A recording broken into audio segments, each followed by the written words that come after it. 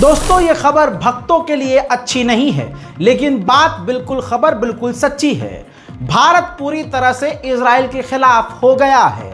आगे बढ़ने से पहले एक बात दिमाग में रखिएगा, अगर इस खबर को सुनने के बाद भी अगर कोई मोदी भक्त उल्टा सीधा बोलते हुए इजराइल को अभी भी सपोर्ट करे तो मान लीजिएगा वो आड़ भक्त न अपनी सेना की इज्जत करता है, उल्टा अपने वो बाप मोदी की भी इज्जत नहीं करता है। सारा दिन ये चीखते हैं कि हमारा बाप मोदी है और फिर मोदी सरकार पर ही ये यकीन नहीं करते और उनके किसी फैसले की कदर नहीं करते, और उनको इजराइल इसलिए ही पसंद है क्योंकि वो नरसंहार कर रहा है।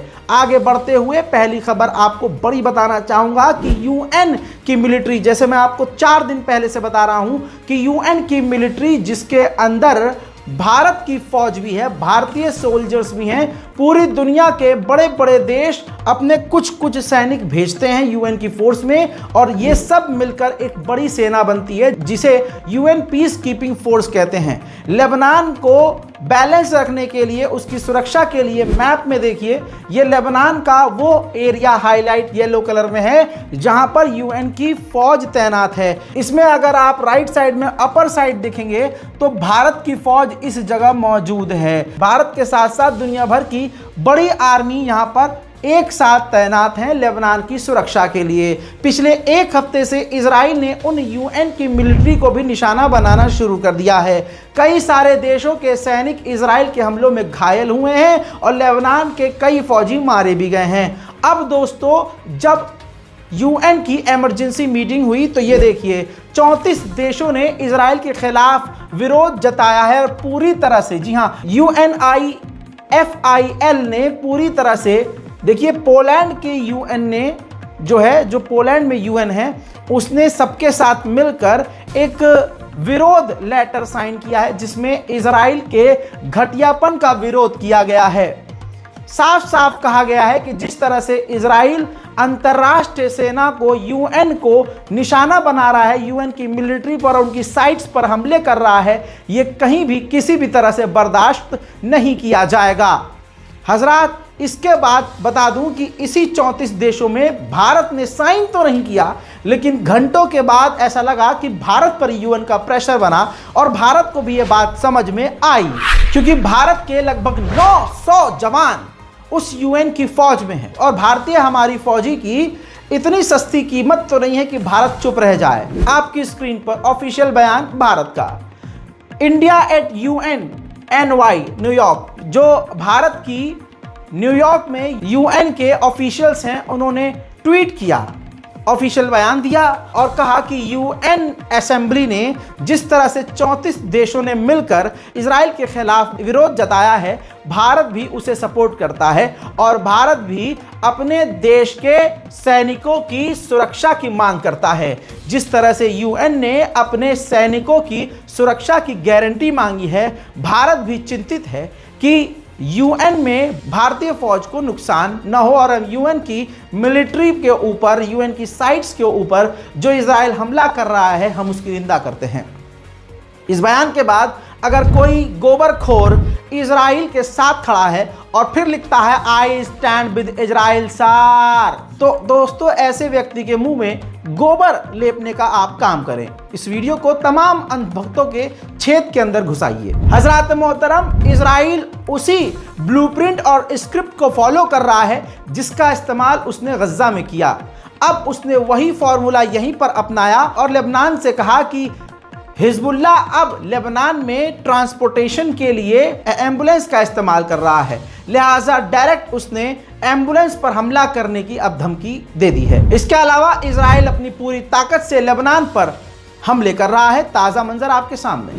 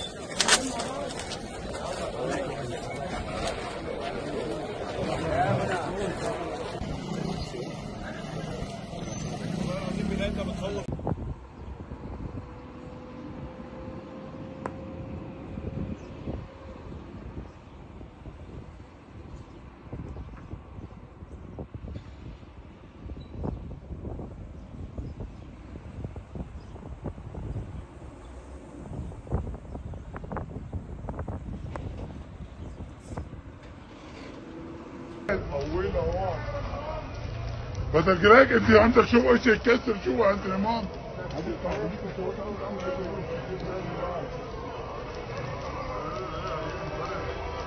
هي البناية هدي لمن يا شلبك.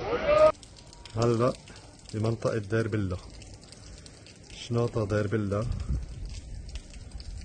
بين الطريق اللي بتاخد من دير بلة على صغرة المتاولة. هنا هم محل الضربة أنا محل الضربة حرام علقة اهي.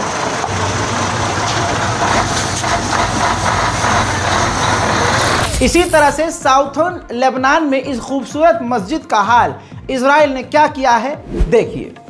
बमबारी करके पूरी मस्जिद को ही इजराइल ने शहीद किया है।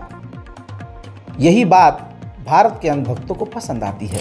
ठीक इसी तरह से साउथर्न लेबनान में इजराइल ने बमबारी करके एक पूरे के पूरे परिवार को कत्ल कर दिया। ताजा तरीन जानकारी के मुताबिक इजराइल ने 25 लेबनान के गांव को पूरी तरह से खाली करवा दिया है हमला करने के लिए। वहीं यूएन ने कहा है कि हमारी इंटरनेशनल मिलिट्री फोर्स जो है, यूएन की जो फोर्स है, उसके कई सारे बेसिस को इजराइल ने बमबारी करके, गोलीबारी करके बुरी तरह से नुकसान पहुंचा दिया है। उधर मेरे दोस्तों, इजराइल ने अपने ही इजरायली इलाकों को, बॉर्डर के इलाकों को मिलिट्री जोन घोषित करते हुए पूरी तरह से सील कर दिया है। इजराइल ने दर्जनों गांव को खाली करवा दिया, उसके बाद कई गांव पर हमले किए और उस ताजा तरीन हमले में गांव के 2 लोग भी मारे गए हैं। वहीं जैसे इजराइल गाजा के अंदर पूरी प्लानिंग के तहत बिल्डिंग स्ट्रक्चर्स को बम लगाकर सपाट कर रहा है, समतल कर रहा है, ठीक ऐसे ही लेबनान में भी वो मकानों को बम लगाकर उड़ा रहा है।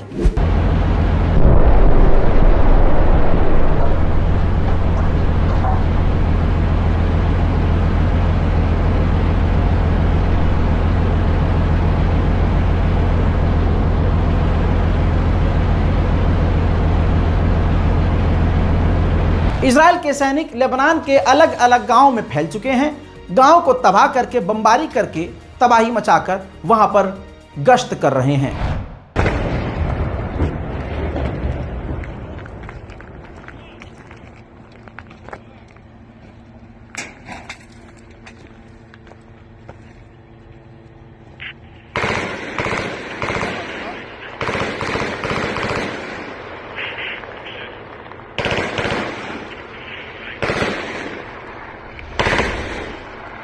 वहीं इजराइल के सैनिकों का एक और वीडियो जारी हुआ है, जरा इसको देखिए। इजराइल के सैनिक लेबनान के घरों के अंदर घुसकर उनके मकानों के सामान को लूटपाट मचा रहे हैं और यकीन कीजिए ये वीडियो खुद वो रिकॉर्ड कर रहे हैं और सोशल मीडिया पर भी खुद ही पोस्ट कर रहे हैं। यही हरकतें इजरायली सैनिकों की भारत के अंधभक्तों को पसंद आती है। आप देखते हैं कि भारत के अंधभक्त जो बेरोजगार हैं वो अपने धर्म की आड़ में मुसलमानों को बदनाम करते हुए, इल्ज़ाम लगाते हुए उनके घरों और दुकानों पर हमला करते हैं और वो भीड़ मुसलमानों के सामान को लूट लेती है और फिर मकान को आग लगा दी जाती है।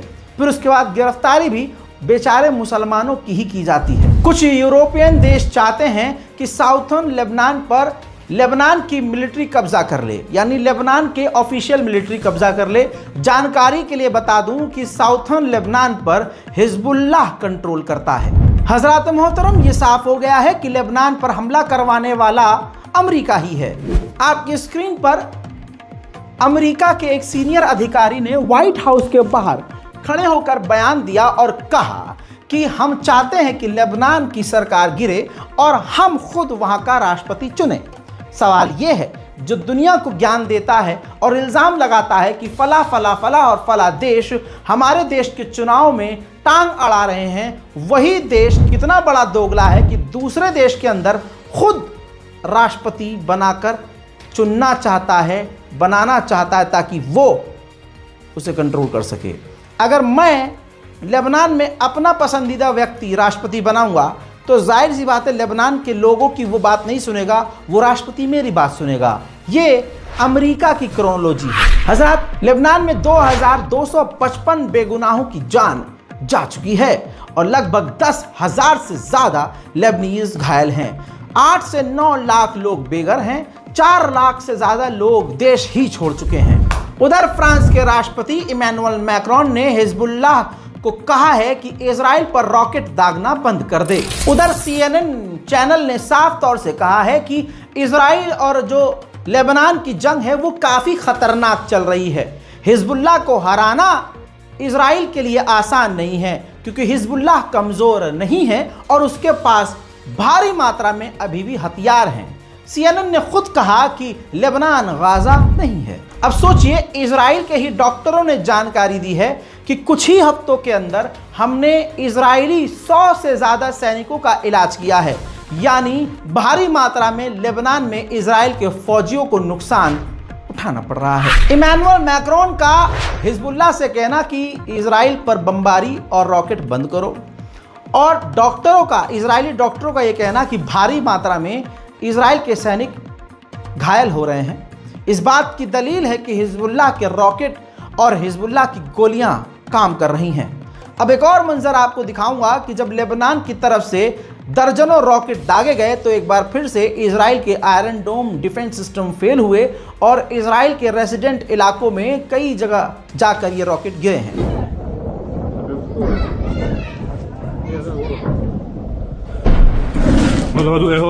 يا وقع الترومبا ولا حد الترومبا هات الترومبا وقع ولا طلع هي بالترومبا هات الترومبا انت مش بالترومبا كمان يا حبيبي طلع كل هذول الراجل وقعوا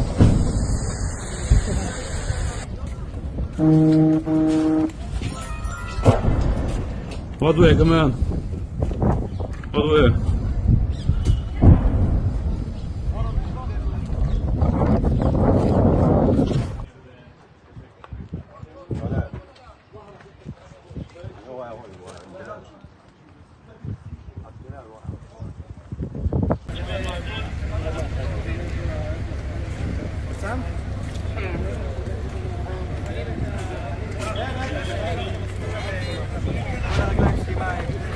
हजरात मोहतरम, फिलहाल के लेबनान स्पेशल रिपोर्ट में अभी तक इतना ही। इस रिपोर्ट को शेयर कीजिए।